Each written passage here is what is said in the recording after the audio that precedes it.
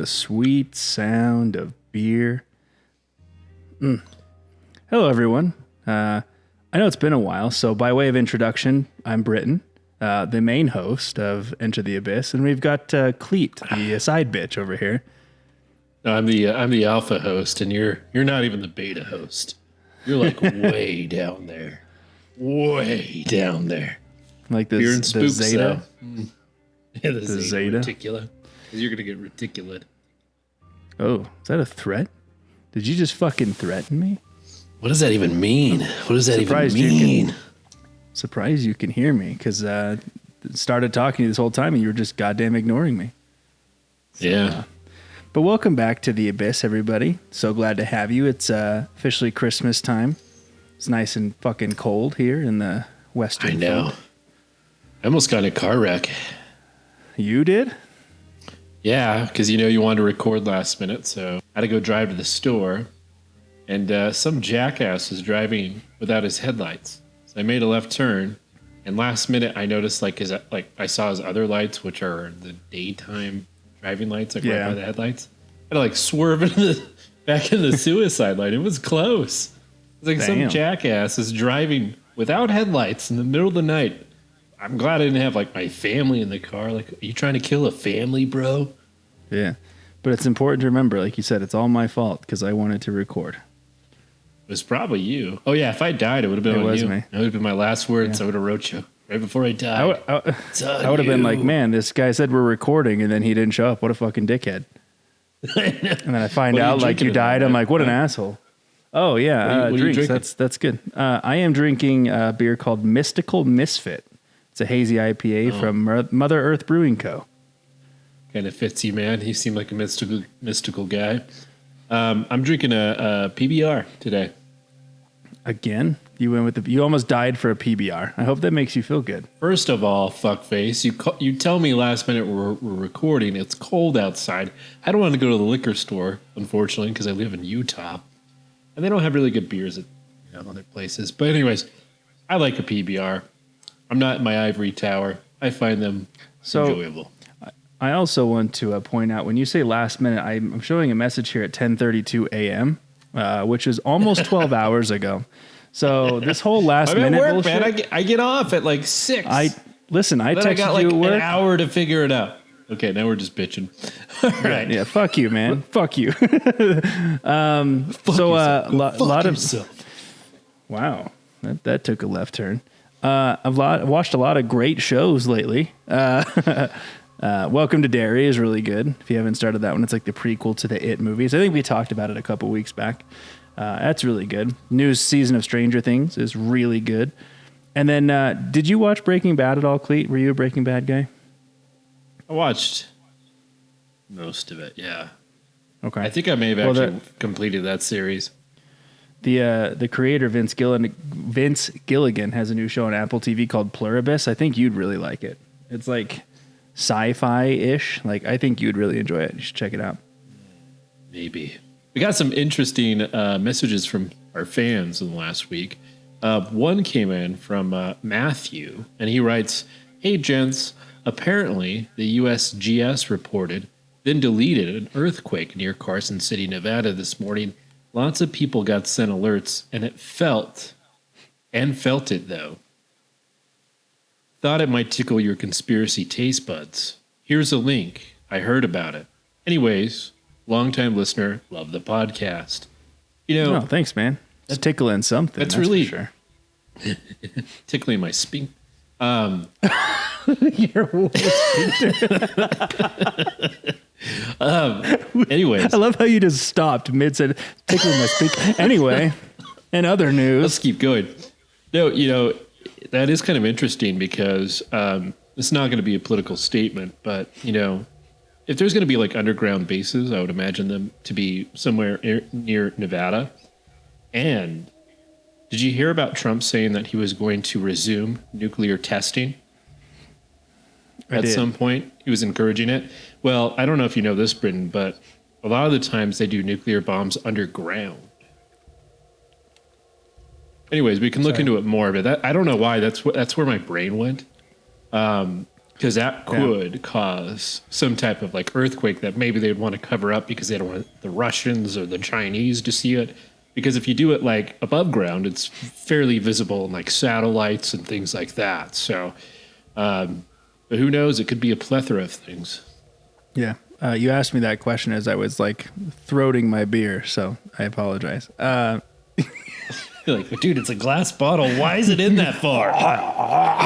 You don't need to put it all the way down. Tastes better. Okay. Yeah, no, I did hear about that. But yeah, I appreciate you writing in. We're always excited to get some fan mail, and maybe in the next couple weeks we can cover it.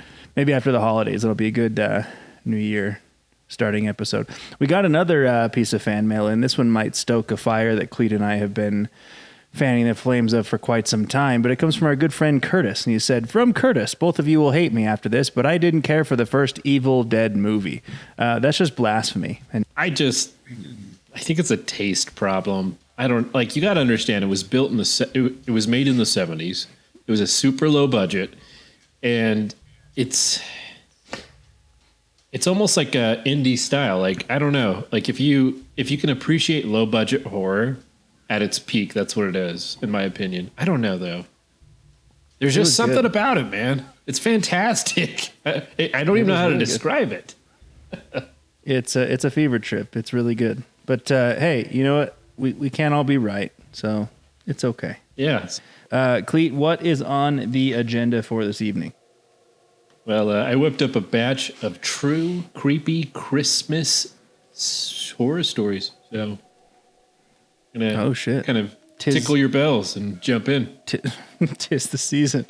What's up with tickling? A lot of tickling happening. I don't know how I feel about this. I don't know, man.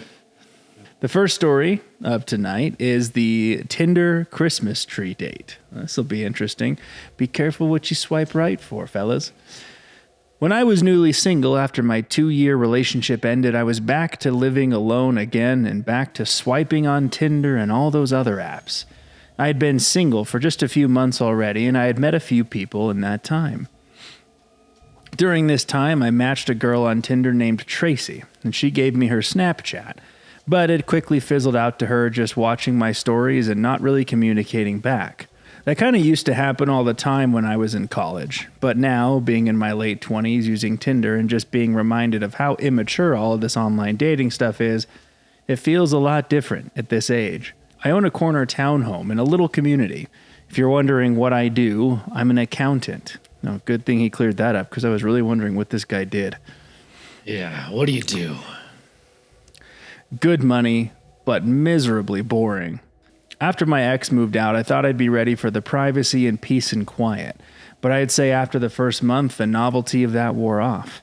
Maybe I'm more of a relationship person, or I just need people around. But being alone was really getting to me. That's why I was constantly swiping on dating apps and trying to go on dates just to get out of the house. This was last December. I posted something on my Snap story that had to do with Christmas, and guess who commented on that story? It was that Tracy girl who I hadn't spoken to in weeks. She struck up a conversation about us doing some Christmas-themed stuff together, and from there we started chatting for just a little bit. I suggested the most festive things I could think of: ice skating, going to the village, and looking at the decorations. But she suggested we decorate my Christmas tree instead. Is that a fucking euphemism? I did have a fake tree, but it was up in the attic, so I told her that I didn't have it up yet because it's kind of a 2-person job getting it out of the attic. She said that she'd gladly come over and help, so I figured why not. I told her to come over around 9 o'clock that night. It was already dark at that point when we made the plan. It was likely 7:30 because I remember hurriedly grabbing my keys and rushing to the drive to the liquor store to buy a couple bottles of wine. When I got back to the house, I vacuumed and swept the floors. Ever since my breakup, the things my girlfriend would do to clean the place were left to me, and I realized how quickly a place can get dirty. So he just never cleaned. All right, makes sense. 9 rolled around, and I was low-key sitting upright on the couch with the TV on, pretending like I was just chilling in the living room watching a movie. Meanwhile, I set everything up to be cozy and relaxing. I sat there for a while, waiting on her to message me for the doorbell. I sent a follow-up saying, hey, let me know when you're on your way, and I eventually started to think she was flaking, until finally, around 9:30, she said she's outside. I don't know, Clee, do you think it's her? It's just a man. Someone that looks like Jabba the Hutt or Rosie O'Donnell. Oh, damn. I'm Rosie, bitch. Rosie, bitch. She came inside, and I was shocked to find that I was looking up at her. She was a couple inches taller than me. Oh. I'm 5'10", so she had to be at least 6 foot tall. I also immediately picked up on the fact that she smelled like she was drenched in perfume. We went straight to the couch and sat down, and she sat really, really close to me, like our legs were touching. This is where I started to get confused about exactly how I was feeling. She looked a bit older, maybe a little rougher. I'm not sure how to explain it, and underneath that overpowering smell of cheap perfume, I couldn't help but feel like there was a slight hint of body odor, which completely turned me off. Yeah, that doesn't sound very good. Ugh. Some large, stinky woman. I asked her if she wanted wine, and she said, yes, please. So I went and poured That's not it. That's not it. What, did she have broad shoulders?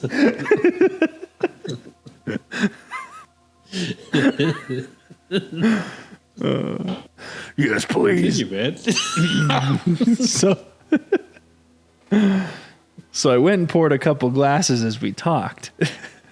Have you ever met someone for the first time that you've been texting or DMing for a while, and when you finally meet, they just end up being nothing like you pictured in your head? That was pretty much this. Something about her felt off, like she lacked certain social cues. I handed her a glass of Merlot, and we cheered each other. I swear she almost immediately spilled a huge drop of red wine on my light blue couch. I composed myself, but I wanted to scream. I said, it's okay, as I ran to the kitchen to get a damp paper towel and sponge. I ran back to the couch and blotted it as quickly as I could before it would settle. She kept apologizing and I kept saying it was okay. After this, it got a little more tense, and to break the tension, I suggested I get the tree out of the attic. So I went up there, slid over the giant box with all the tree parts in it, and started handing her down the pieces, one by one, each piece getting bigger until we got the biggest part. That part that I wouldn't be able to handle going down the ladder all on my own. She grabbed it with ease. Oh, no. I had to remember this girl's size. She picks him up out of the attic. It's like, all right, big guy. I got you. Good. I don't even know what's happening. I'm afraid to get to the end of this one. I'm going to be honest. I didn't know. I guess you were right. It was. I don't even understand. Once everything was handed down, I went back down and we assembled the tree in the living room with Christmas music playing in the background. I poured her more wine and I drank more myself. It was then that I loosened up a bit. Wine makes any situation feel better. I don't know about every situation. Once we had the tree set up, the next came the ornaments. I told her my ornaments were all in the crawl space. Jesus Christ, dude. These ornaments were all from my childhood. My parents gave me bins and bins of Christmas decorations, so I went down to the crawl space and one by one started taking them out while I left Tracy in the living room to relax. As I was doing all of this, I started to feel woozy, like the wine was getting to my head. Now, I've never been a heavy drinker, so I do have a low tolerance, but I felt like I hadn't drunk that much to feel this way. I grabbed the first bin and started lugging it up the stairs. By the time I got to the top, Tracy wasn't anywhere in sight. Oh, Lord. She's like, do you want to play hide and seek? You look real pretty, boy. Oh, damn. I assumed she was in the bathroom at first, and I called her name. I looked around each room and then saw that the bathroom was empty. I scratched my head in confusion as I kept calling her name. I went to message her on Snap, but she never opened it. I checked the 2 bedrooms too, but she was gone. I couldn't believe it. She simply snuck out on me. This is when I started wondering if she thought that I was ugly or weird or something, even though truthfully I wasn't ever really into her either. I crashed onto the couch, which suddenly felt a lot more comfortable than before. And honestly, as far as I remember, I periodically checked my phone to see if she opened my Snap and just watched whatever was on TV until my memory just faded to black. I swear, everything just went black. And then I woke up in darkness. No lights, no TV on. I looked around in the dark room and I knew that I was hearing things. I felt like I was still on the couch and I felt weak. My limbs were hard to move, but I managed to find my phone right under me within seconds, and I checked the time. The second the phone screen lit up, I saw it. Even though the light was facing toward me, that glow from my phone screen with the brightness all the way up revealed the outline of a tall person's silhouette standing right in front of me. Holy shit. I don't like this, dude. For some reason, I didn't scream. I just put the phone down, bringing the room back to darkness. I finally opened my mouth to say, "Tracy," hoping that it was still her, but in that moment, not fully remembering what had happened earlier, whoever was standing there didn't answer me. I eventually picked my phone back up and turned on the flashlight, and I saw that it was in fact Tracy standing in front of me. She wasn't moving, just looking down at me. I felt locked to the couch. I don't know if it was because of pure fear or the effects of whatever she had obviously laced me with. I genuinely was having a hard time moving my limbs. I felt weak and helpless, and all I could manage to say was, "Tracy," a couple more times. She turned toward the stairs, and again, I swear, she sprinted toward them, and all I heard were the disturbingly loud stomps of her running down the stairs. I heard something slam from downstairs. Looking back, I'd imagine it was the front door. Everything looked and sounded so wonky in those minutes after I woke up. Each passing minute, I felt more and more clear-headed, and moving became easier. I checked Snapchat to see that her account was gone, aka she blocked me. I looked out the front window and saw no cars outside beside my own and the neighbors, and then I realized that I never saw the vehicle that she had arrived in, or if she even arrived in one at all. I checked my entire home from top to bottom, checking for anything that could have been stolen. The only items I found missing seemed kind of bizarre at first, but honestly made so much more sense after. Every last bottle of pills from my house was gone. All my vitamins and supplements, my bottles of Adderall, and even the bottle of Oxy that I had prescribed but never fully used after surgery. Those were in the drawer next to my bed. I noticed a bottle of vodka was taken from my mini fridge in my room too. But other than that, I didn't see anything else that could have been stolen. Still, I called the police right then and reported the robbery. I gave the Snapchat username and explained that I never got her number or knew anything really about her identity, minus the name that she gave me, which was Tracy Gibson. The police knocked on my neighbor's door since all of our homes are attached, even though it was like 1 a.m., with me standing next to them. They questioned if he'd seen or heard anything strange, to which he said no, he'd been asleep. After about 20 minutes, the police left. I made sure that all my keys were still in place so as to make sure she couldn't get back in, but other than that, this Tracy person disappeared without a trace. I knew her behavior was quirky and wonky from the first few minutes of meeting her, and it makes so much sense now. I won't even call it a theory because I just know this is the truth. I think that girl, or woman, I should say, was older than she claimed and was potentially homeless with a serious drug addiction. I think she drowned herself in perfume to mask the body odor that was honestly still showing through, and she laced my wine with something when I was in the attic. I don't know exactly how long I was out, but it was enough for her to scour my entire home for any and all drugs and supplements. I still remember how disturbing of an image it was, seeing her tall silhouette standing in front of me while I was just waking up on the couch. Honestly, after this, I didn't even decorate the tree that year. God damn. My goodness, man, just your average Tinder story. Yeah, it's an average Tuesday for Tinder. All right, this one is called The Fake Santa at the Jewish House. This happened to me on Christmas Eve back in '97, when I was 7 years old.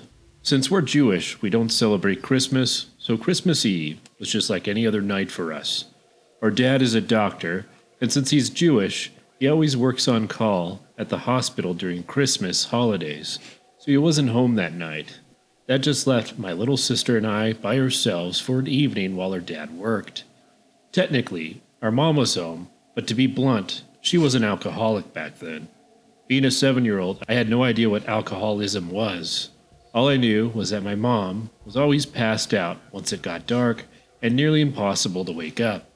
Sorry if it sounds harsh or TMI, but it's relevant to my story. My sisters and I were downstairs watching TV when we heard a knock at the door. Being the oldest, I went to see who it was.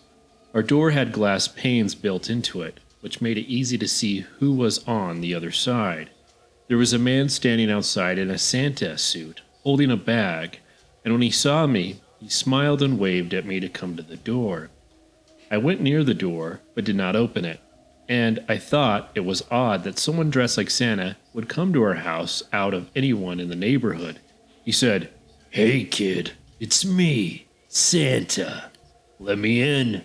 I'll give you your presents." I remember point blank telling him that Santa isn't real and that if he was, he doesn't give Jews presents anyways.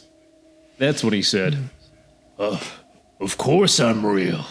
In the past, I only used to visit Christian homes, but lately I felt bad that Jewish kids never get any presents, so this year I changed the rules so that you can get presents too. But I didn't buy it, and instead I remember getting mad at him, arguing that Jews get presents. We just get them during Hanukkah, and not on Christmas. The smile fell from his face, and all his jolly charm disappeared as he began demanding I open the door. I told my sister to dial 911, and the guy seemed to run away. We did call the cops. However, unfortunately, the operator didn't understand what we were saying. Looking back, I think she may have thought we were just little kids excited that Santa Claus was coming to our house. Regardless, she didn't take us seriously, and instead just told us that this number was to be used for emergencies only before disconnecting the call. My sister and I now got really scared because we didn't know who else to call. Since we were only 4 and 7, the only numbers we knew how to dial were our home number and 911. And since this was the 90s, my dad didn't have a cell phone yet, and I had no idea what the hospital number was to reach him there. And with our mom impossible for us to wake up, we were essentially on our own. We hoped the man wouldn't come back, but a few minutes later, he was knocking on the door again. He said he knew the cops weren't coming, and that to go ahead and let him in or we'd be in big trouble. My sister started crying and ran upstairs, trying to wake my mom. Not knowing what else to do, I did the one thing that made sense to my 7-year-old brain. I grabbed a bunch of candles we keep for a menorah and lit them all, then ran below where the smoke detector was. I blew out all the candles quickly before tossing them up toward the smoke detector. Thankfully, they gave off enough smoke to set off the smoke alarm. As an adult, I realized how stupid this was, and fortunately, I did not accidentally set the house on fire. But at that time, all I knew was that the smoke alarm would instantly call 911 for me and send help to our home. There was a fire department not even 2 minutes away from our house, so they got here pretty fast. My sister came downstairs, scared of the fire alarm, but I told her that there was no fire and to not go outside, but instead wait inside with me. To my amazement, the guy still did not leave. Instead, the bastard ran to the firefighters, presumably telling them that he was glad they showed up. I remember that he claimed he was my dad and that he dressed up like Santa for Christmas Eve to surprise us. He explained that his suit didn't have any pockets to hold his keys and that the door was locked. He couldn't get the door open to save us from the fire, so he begged the firefighters to break down the door. And surprisingly, the firefighters seemed to believe him. They were actually getting ready to break down the door and told us to stand back, but we started crying, shouting at them that he's not our dad, that our dad is working at the hospital, and that we have no idea who this guy was, and that we don't even celebrate Christmas. The firefighter who was about to break down the door thankfully stopped and listened to us. He asked, "You don't celebrate Christmas?" I told him no, because we're Jewish, and I showed him my kippah on my head as well as our menorah. I then broke down crying, explaining how I set off the smoke alarm to try to get help because the police wouldn't believe us, and so please not to let the guy in. The firefighter thankfully believed me and then asked the guy why Santa would show up to a Jewish home.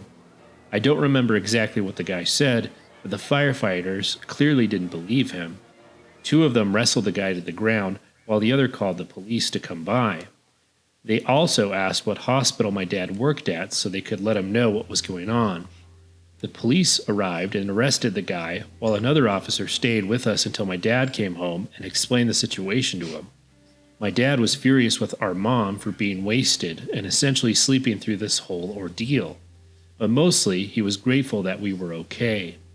As far as Christmases go, I was glad to have our usual boring and quiet Christmas the following year. To this day, I think being Jewish saved my sister's and my life, because had we opened the door to let Santa in, there's a good chance that would have been our final Christmas. All right. Our third story is titled The Man Named Tom at the Christmas Cabin. Ooh, the Christmas cabin. It was December 2022. My girlfriend Charlotte and I were driving to the Pocono Mountains. We had rented a super cozy looking Airbnb decked out with Christmas decorations, and it was nicely located with a nice view, big property, and not far from a cute little village. To make things even more festive, there was a snowstorm coming that night, so we set out on the road a little earlier to allow us time to get groceries and everything set up in the Airbnb. From the city to the Poconos was about 4 hours. We made decent time. We stopped at a Family Dollar for some snacks and groceries, and we went straight to the Airbnb. We turned toward the uphill gravel road through a clearing in the trees that led to the property. The house was surrounded by woods, had a big deck with a hot tub on it, which was very appealing, especially the idea of sitting in it during a snowstorm. There were a bunch of Christmas decorations on the property, including some light-up reindeer, a big snowman, and a big decorative candy canes lining the walkway to the front deck. We had to take a few trips to and from the car to bring everything inside. First impression, the place had a very comfy feeling, as we expected from the pictures. Had a Christmas tree in one corner, stockings hung on the walls, and a bunch of smaller decorations scattered around. It had that very welcoming smell of wood that you'd expect in a country log cabin, though it was more so just a regular house. Then I realized why. There was a stack of logs next to a big fireplace in the living room. There were 3 bedrooms, though of course we only needed 1. We put our luggage and such in the second bedroom. I did the usual stuff like inspect the fridge, turn on the TV to see if there's cable or Netflix, and took out all the windows. Oh, and took out all the windows and look out all the windows. There was enough. He just like goes and breaks every fucking window. Gotta take them all out. There's no windows up in my house. There was an upstairs, but it was more of a loft with a pool table and a couple of couches. Then there was the basement. Oh, it's the basement. Just for the hell of it, I went down to check it out. It was fairly big relative to the size of the house.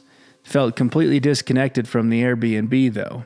It wasn't furnished for hanging out in. It was dark and cold and felt more like a space to do laundry in a workspace. Then there was a knock at the front door. I hurried upstairs to answer it, and there was a guy who looked to be in his late 40s. He was wearing gray sweatpants and a ripped-up yellowish-brown jacket. He smiled at me and said, "How are you folks doing?" I replied, "Good," and asked him if he was the Airbnb host. He replied he runs the place with his brother. I asked for his name, and he said, "Tom." Tom said he lives just up the road next door if my girl and I need anything. I thanked him, and then he walked away. I had to immediately be like, yeah, I don't feel comfortable about this. It's like that guy who was taking care of the grounds at the Clown Motel. Whew. Oh, yeah. Whew. Teethless man. Yeah, that guy was, him and meth were very acquainted. I found it and I just want to meth around. I found it interesting that he knew I was with my girlfriend. Charlotte didn't even come to the door, but maybe his brother had told him about us. I did have a conversation with Mike, the host, about it being my girlfriend and I wanting to do something festive. It was pitch black outside and it was snowing, so we cranked up the heat in the house and started preparing the dinner we bought, which was chicken thighs, broccoli, potatoes, and cornbread. It was pretty grab bag. We ate on the couch with the Christmas tree lights on in the corner, giving the room a nice comfy glow as we watched The Polar Express. It was the only good Christmas movie on any of the streaming platforms. If you can't tell, we really love Christmas. After the movie, and when we felt we had digested enough, we went outside to the deck to hop in the hot tub. I turned on all the decorations and Christmas lights in the front yard, and as we sat in the hot tub watching the snow fall, it felt like bliss. Until the bubbles on the hot tub stopped, and it went completely silent. We heard unmistakable footsteps from somewhere on the property. Charlotte and I looked at one another, and I asked her if I should shout, "Who's there?" but she said no. The footsteps moved further and further until they were no longer audible. I told Charlotte that it was probably a deer, but deep down I knew those were the footsteps of a person. After the hot tub, we went to take a shower before bed. The hot water in the shower didn't last from... I mean, obviously. Like, together. Okay. This is one of those stories, kids. It's getting steamy. It does take longer to shower with two. Put the kids to bed, folks. It's getting raunchy in here. The hot water in the shower didn't last for more than maybe 2 minutes, though. Something was wrong. When the water turned ice cold, we screamed and jumped out of the shower. I messaged Mike, the host, about it. He responded within half an hour saying that that's odd and he'll have a guy come and look at the hot water heater tomorrow. We went to sleep after our half shower. In the middle of the night, though, we awoke to a very aggressive bang on the front door of the house. Charlotte was shaking me, terrified. I said I'm going to go check who it is, but she demanded I stay in the bed and not make a sound. Honestly, I was glad she said that. No part of me wanted to know who was at the door in the middle of the night. I think there were 3 sets of really loud and angry-sounding bangs before they stopped. We sat upright for a few minutes in silence, whispering to each other. I went over to lock the bedroom door for added security, I guess. Minutes dragged along, but ultimately, after about half an hour of sitting wide awake, we eventually drifted off to sleep. First thing in the morning, I messaged Mike again about the knocks at the door. He answered more quickly this time, seeming pretty confused, like us. He basically said how strange that is and that he didn't know why anyone would be roaming around at night like that. He said if anything like that happens again, we should shoot the person. Just kidding. We should alert the authorities.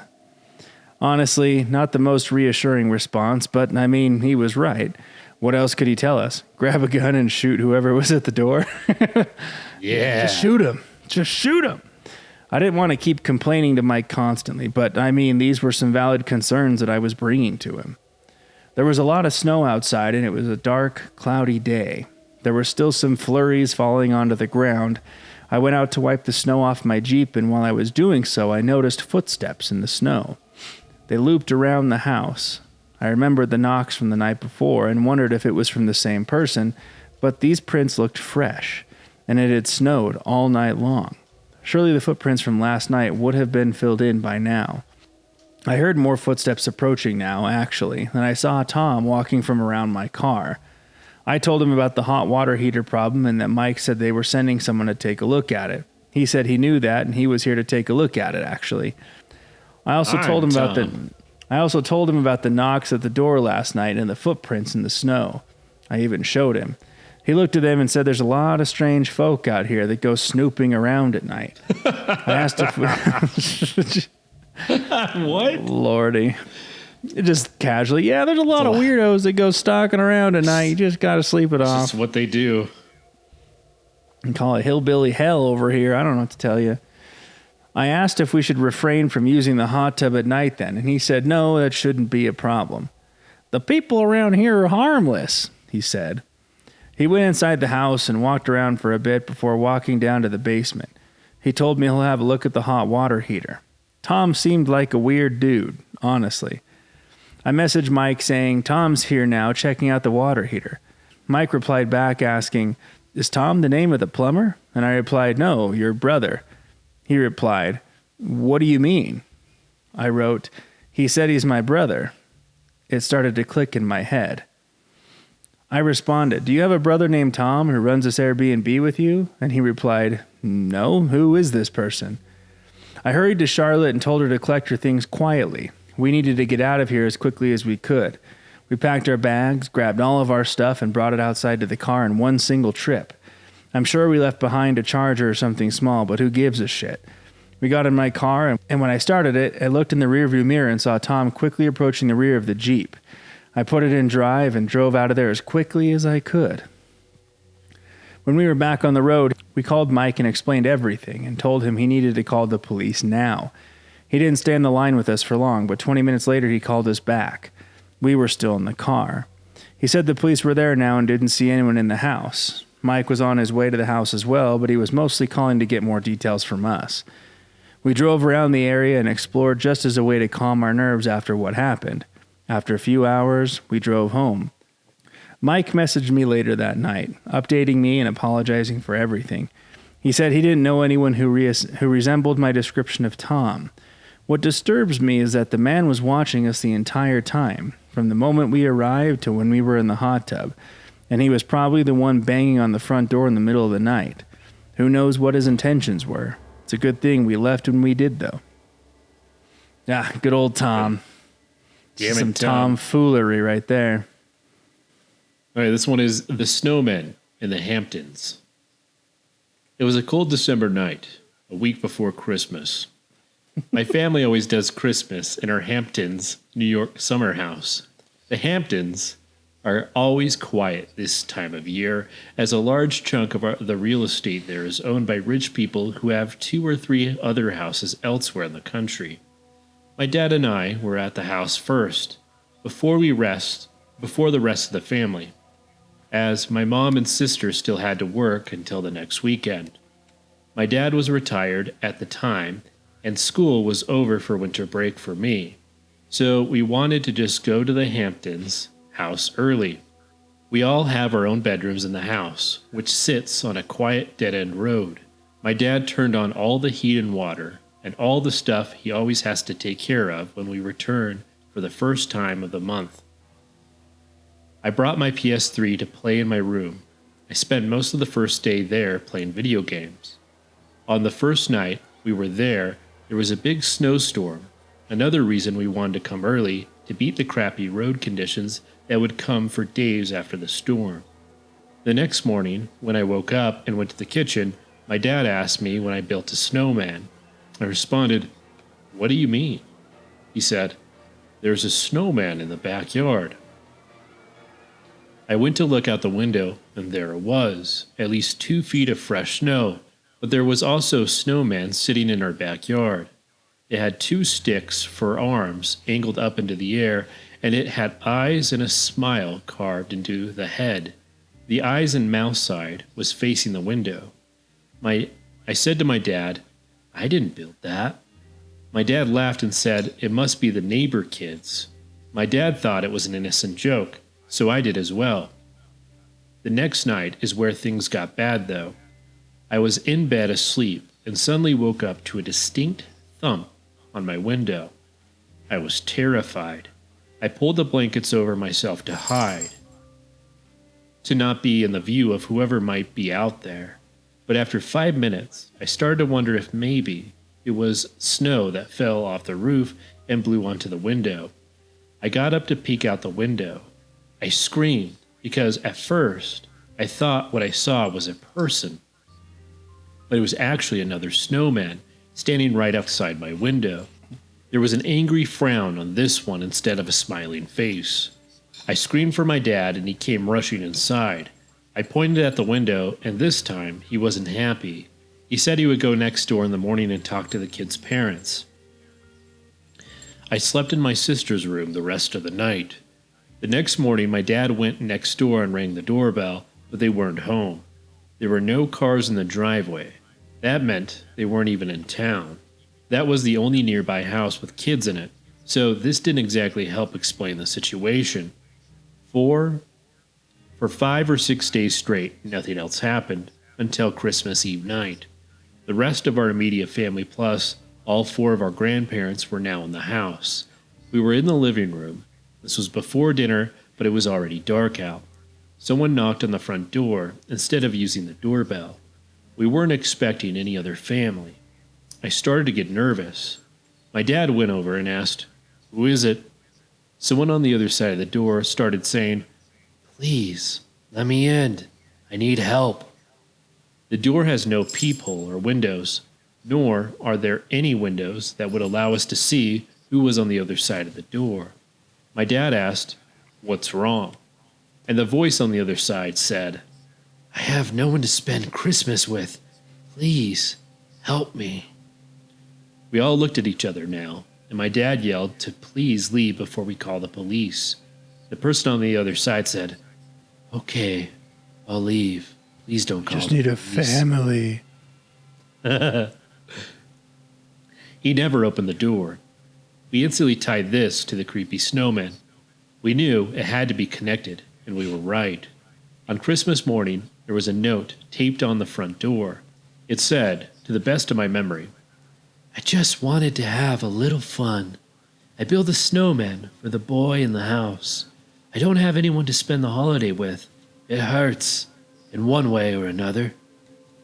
I think whoever left that note on our door... I think whoever left that note on our door and built those two snowmen was mentally ill or unstable. It's very unlikely that it was meant to be a joke, considering he came to our front door. I think he was dangerous, and even if he wasn't inherently hostile, the fact that he did what he did is enough for him to be considered somebody none of us wanted to meet. All right, folks, that is going to wrap us up. Hopefully you enjoyed those spooky Christmas-themed stories. As always, want to give a huge shout-out to our paid supporters of the show, Soylent, Cleat Feet, Lara, Mothman, Conklin Family, and Lou. Your paid support of the show is tremendously helpful, and if you yourself would like to join these folks, there's a link below and a couple tiers to choose from, as well as a link that'll take you to the one-time beer donation of the show. If you're listening to us on YouTube, please like, share, and subscribe, as it really helps us get us out there. And as always, thank you for entering the abyss. Until next time.